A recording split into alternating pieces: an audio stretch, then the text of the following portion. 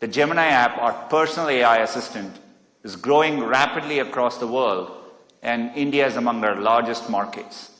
It's available in 10 languages spoken in India.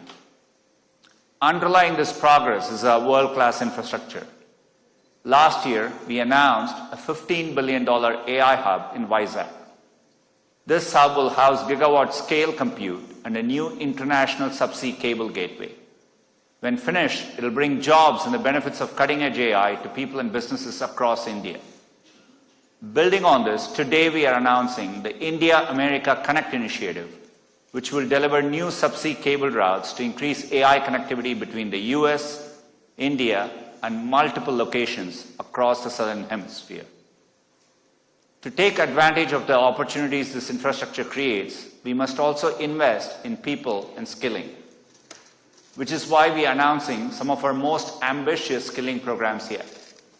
This includes a new Google AI professional certificate program to help people master AI in their work. In India, we are partnering with Vadvani AI to reach students and early career professionals. Globally, we'll partner with governments, educational institutions, employers, and nonprofits. It'll be available in English and Hindi with more Indian languages to follow.